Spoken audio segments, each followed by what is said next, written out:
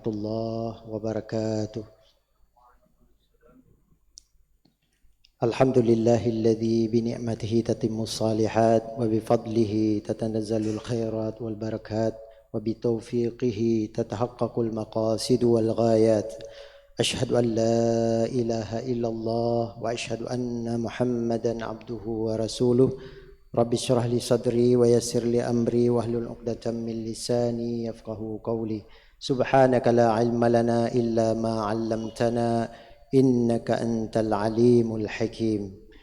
Alhamdulillah, syukur kita kepada Allah Subhanahu wa taala pada malam yang berbahagia ini, malam yang penuh dengan keberkahan ini, kita masih diberi kesehatan, kesempatan serta usia panjang sehingga kita bisa dapat berhadir di rumah Allah ini untuk melaksanakan salat Isya, tarawih dan witir yang insya-Allah mudah-mudahan dengan kita menghidupkan malam-malam di bulan Ramadan ini memberikan pahala yang besar di sisi Allah Subhanahu wa taala, dan pastinya kita menginginkan keridhaan dari Allah Subhanahu wa taala. Maka kita patut bersyukur dengan anugerah yang diberikan oleh Allah kepada kita semua. Kemudian salawat salam kita sampaikan kepada junjungan alam Nabi besar Muhammad sallallahu alaihi wasallam. Dengan hadirnya beliau di atas muka bumi ini memberikan pemahaman, memberikan penerangan, dan juga membawa kita dari yang sebelumnya tidak tahu tentang bagaimana kelebihan bulan Ramadan, sehingga kita paham dengan hadis-hadis beliau, dengan apa yang dilakukan oleh beliau, sehingga kita paham bahwasanya bulan Ramadan ini memang betul-betul bulan yang paling mulia di sisi Allah Subhanahu wa taala dibandingkan dengan 11 bulan yang lainnya. Maka kita patut bersyukur kita masuk dalam bulan Ramadan ini, sehingga apapun yang ada di bulan Ramadan ini bisa menjadi pahala asalkan kita meniatkan. Segala sesuatu yang kita lakukan di bulan Ramadan ini bisa bernilai ibadah di sisi Allah Subhanahu wa taala. Maka penting niat. Ketika kita masuk bulan Ramadan, bahkan kalau kita lihat sahabat Rasulullah, apalagi Rasulullah SAW, 2 bulan menjelang bulan Ramadan itu sudah siap-siap. Bahkan sebelumnya mungkin sudah siap juga.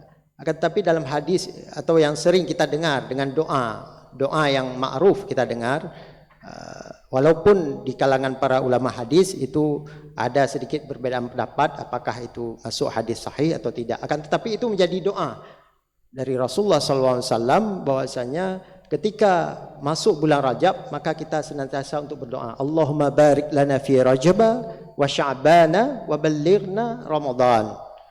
Ya Allah, ya Tuhanku, Allahumma barik lana, berikan kepada kami keberkahan di bulan Rajab, kemudian juga keberkahan di bulan Sya'ban, dan sampaikan kami kepada bulan Ramadan. Inilah sudah sampai kita di bulan Ramadan, bahkan ini sudah masuk ke 10 kedua. Tidak terasa, padahal kemarin kita masih di awal bulan Ramadan. Tapi mungkin bagi orang yang tidak menikmati bulan Ramadan, maka terasa berat. Dia menganggapnya seakan-akan lama sekali. Kenapa lama sekali Ramadan ini berakhir? Kalau bisa segera berakhir. Ini bagi yang imannya lemah. Maka kategori orang yang seperti ini tidak masuk dalam panggilan Allah Subhanahu wa taala. Maka kita senantiasa, walaupun jamaah mungkin kalau kita lihat fenomena di mana-mana sebenarnya, bukan hanya kita di Aceh, di mana-mana itu kalau sudah malam 10 kedua itu sudah mulai berkurang jemaah. Inilah seperti sekarang kita lihat. Mungkin di Masjid Raya bisa dilihat malam pertama itu penuh, sampai ke pelataran Masjid Raya itu penuh dengan jemaah. Bahkan tidak ada tempat lagi. Begitu juga di masjid-masjid yang lainnya atau di menasah lainnya yang ada di Aceh khususnya atau di Indonesia.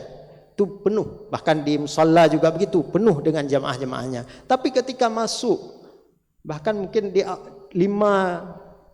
malam kelima, malam keenam itu sudah mulai berkurang. Apalagi malam 10. Malam 10 kedua ini sudah mulai lambat-lambat. Yang bertahan siapa?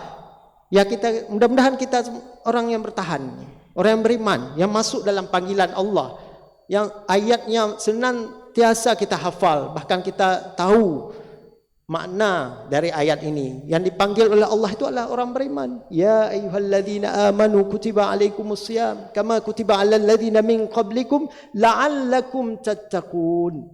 Itu kata Allah. Dalam Al-Baqarah 183. Bahkan dalam 185. Ini kalau kita pahami ayat setelah ayat tentang kewajiban berpuasa, ini masuk yang kedua. Kalau kita masuk merenungi ayat selanjutnya yang 185-nya, apa kata Allah? Syahrul Ramadan alladzi unzila fihi al-Qur'an hudal linnas wa bayyinatin minal huda wal furqan. Bulan di mana Allah menurunkan Al-Qur'an. Bulan yang sangat-sangat spesial. Al-Qur'an ini menjadi hudal linnas wa bayyinatin minal huda wal furqan. Bulan di mana Allah menurunkan Al-Qur'an kemudian menjadi petunjuk bagi kita semua. Orang yang beriman akan mendapatkan petunjuk dari Al-Quran tersebut.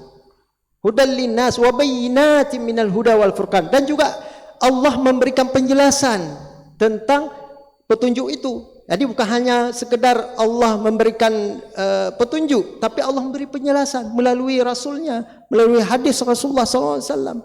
Sehingga kita bisa tahu apa maksud sebenarnya dari diturunkan Al-Quran. Kemudian juga di situ wa bayyinatin minal huda wal furqan. Wal furqan artinya pembeda dan antara hak dan batil.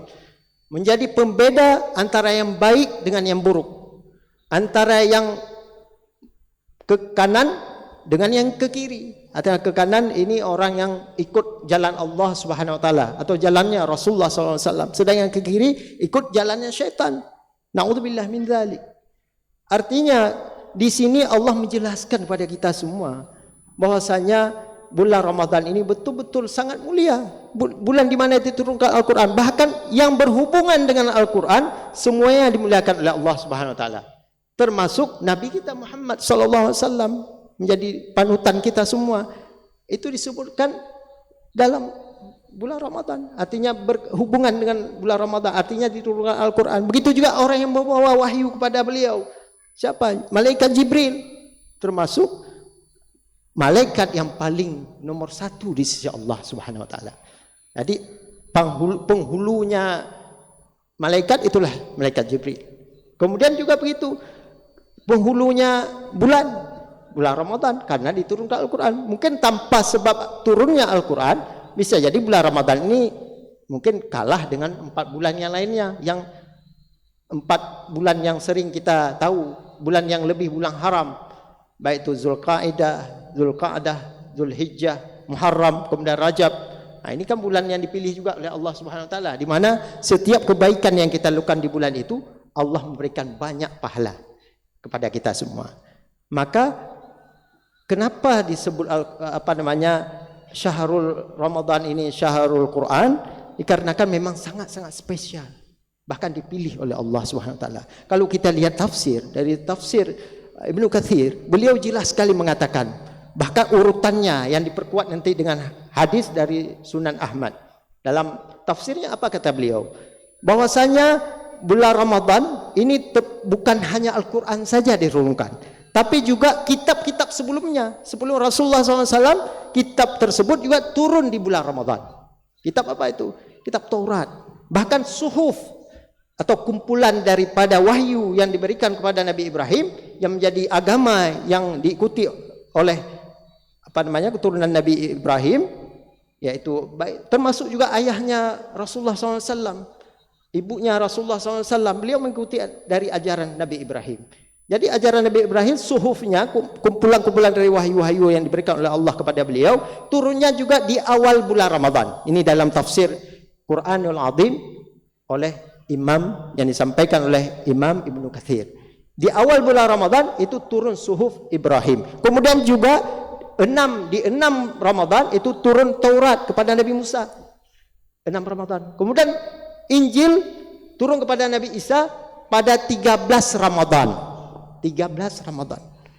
Nah, ini perlu kita catat. Bisa kita tahu kalau ada orang yang non muslim yang mengatakan bahwasanya bulan mungkin menganggap ada sebagian mereka yang menganggap bulan Ramadan ini tidak spesial, maka kita katakan buktinya Injil saja turun di bulan Ramadan, 13 Ramadan. Kemudian Al-Quran turun secara beransur-ansur. Ada yang mengatakan berbeda sedikit penafsiran daripada ulama, tetapi yang paling kuat di sini adalah di malam Lailatul Qadar dengan adanya ayat dalam Al-Qadar, inna anzalnahu fi lailatul qadri. Lailatul Qadri khairum min alfi syahr. Jadi turun Al-Qur'an itu di bulan Ramadan, yaitu di Lailatul Qadar atau malam Qadar. Ini bukan malam Lailatul Qadar. Ini kadang juga penggunaan bahasa di kita kadang malam Lailatul Qadar. Itu artinya malam Qadar. Yang betulnya adalah Lailatul Qadar atau malam Qadar.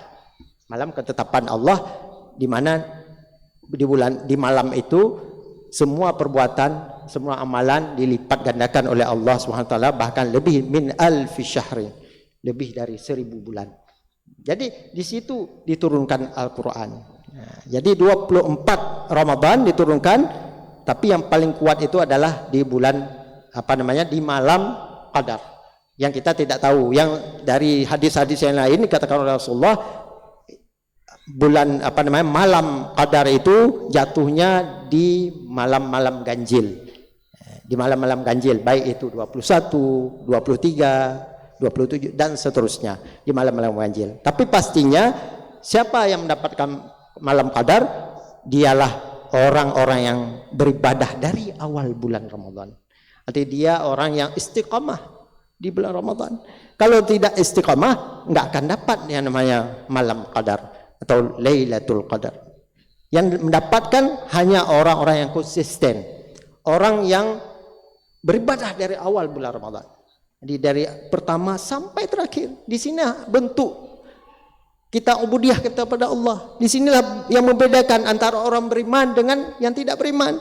Mungkin orang Islam, kita tahu banyak orang Islam, akan tetapi orang yang beriman sedikit. Maka kita mohon supaya kita semua termasuk orang yang beriman.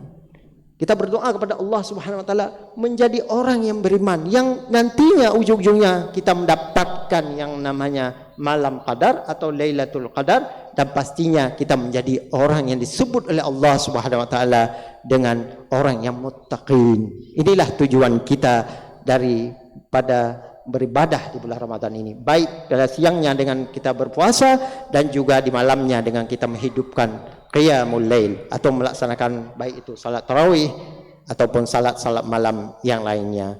Yang kesemuanya itu tujuannya adalah supaya kita makin dekat kepada Allah SWT, sehingga kita dijaga dan dilindungi selalu kehidupan kita, baik itu di dunia dan pastinya di akhirat, selalu dijaga oleh Allah Subhanahu wa taala. Kemudian kita semua dimasukkan oleh Allah Subhanahu wa taala dalam Jannatul Firdausi ala ya rabbal alamin. Mudah-mudahan kita semua terus senantiasa istiqamah dalam melaksanakan ibadah ini, baik di bulan Ramadan dan pastinya juga nanti insyaallah akan kita ikuti di bulan-bulan yang lainnya di luar bulan Ramadan. Hadanallahu iyyakum ajmain. Astaghfirullah li wa lakum. Aqulu qawli hadza. Assalamualaikum warahmatullahi wabarakatuh.